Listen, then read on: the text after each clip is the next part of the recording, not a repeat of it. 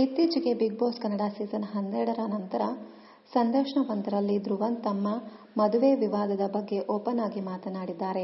ತಮ್ಮನ್ನ ಟ್ರ್ಯಾಪ್ ಮಾಡಲು ಮತ್ತು ಹೆಸರನ್ನ ಡ್ಯಾಮೇಜ್ ಮಾಡಲು ಪ್ರಯತ್ನಿಸಲಾಗಿತ್ತು ಎಂದು ಸ್ಪಷ್ಟೀಕರಿಸಿದ್ದಾರೆ.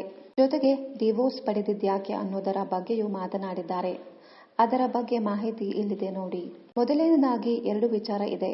ನನ್ನ ಬಗ್ಗೆ ಬರದಂತಹ ಕಾಂಟ್ರವರ್ಸಿ ಯಾವುದು ಸತ್ಯ? ಟಿಆರ್ಪಿಗೆ ಬಂದದ್ದು ಸತ್ಯನಾ ಅಥವಾ ನಿಜ ನಡೆದಿದ್ದು ಸತ್ಯನಾ? ನನ್ನ ಹೆಸರನ್ನ ಹಾಳು ಮಾಡೋದಕ್ಕೆ ಇದು ಸತ್ಯ ಅಂತ ಆ ವಿಡಿಯೋ ಏನ್ ನೋಡಿದ್ರಿ? ತುಳು ಭಾಷೆಗೆ ಗೊತ್ತಿರೋರಿಗೆ ಕೇಳಬಹುದು. ನಾನು ಅಲ್ಲಿ ಬಹಳ ಕೇರ್ಫುಲ್ ಆಗಿ ಹೇಳ್ತಿದ್ದೀನಿ. ನೀನು ಬಾಗಿಲು ಹಾಕಿಕೊಂಡು ಯಾರ ಜೊತೆ ಮಾತನಾಡುತ್ತಿದ್ದೀಯಾ ಅಂತ. ಅದಕ್ಕೆ ಅವರು ಯಾರ ಜೊತೆಗೂ ಇಲ್ಲ ಅಂತಾರೆ. ನಾನು ಅದನ್ನೇ ಪ್ರಶ್ನೆ ಕೇಳಿರ್ತೀನಿ. ಅಲ್ಲಿ ತಪ್ಪು ನನ್ನದಾಗಿರಲಿಲ್ಲ. ಯಾರೋ ಮಾಡಿದ ತಪ್ಪಿಗೆ ಸಿಕ್ಕಿ ಹಾಕಿಕೊಂಡಿರೋದು ಅವರು. ಆ ತಪ್ಪುಗಳಲ್ಲಿ ಸಿಕ್ಕಿ ಹಾಕಿಕೊಂಡಿದ್ದಕ್ಕೆ ನಾನು ಪ್ರಶ್ನೆ ಮಾಡಿದ್ದು. ನಂತರ ನನ್ನ ಕಡೆಯಿಂದ ಆ ಫೋನ್ನ ಕಿತ್ತುಕೊಳ್ಳುವ ಪ್ರಯತ್ನ ಆಗುತ್ತೆ. ಅವರು ಯಾರ ಹತ್ತಿರ ಮಾತನಾಡ್ತಿದ್ರು ಅಂತ ತಿಳಿದುಕೊಳ್ಳೋಕೆ ನಾನು ಫೋನ್ ಕೇಳಿದೆ. ನಂತರ ಅವರು ಮನೆಯಿಂದ ಓಡಿ ಹೋಗ್ತಾರೆ.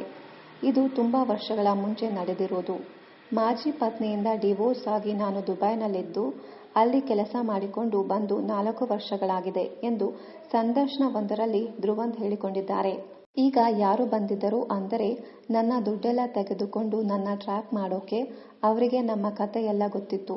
ಅವರು ನನ್ನ ಮಾಜಿ ಪತ್ನಿಯನ್ನ ಕಾಂಟ್ಯಾಕ್ಟ್ ಮಾಡಿ ಒಂದು ನೆಟ್ವರ್ಕ್ ಕ್ರಿಯೇಟ್ ಮಾಡಿಕೊಳ್ತಾರೆ. ನನ್ನ ಹೆಸರನ್ನ ಹಾಳು ಮಾಡೋದಕ್ಕೆ ಬಹಳ ಚೆನ್ನಾಗಿ ಬ್ಲೂ ಪ್ರಿಂಟ್ ರೆಡಿ ಮಾಡಿಕೊಳ್ತಾರೆ.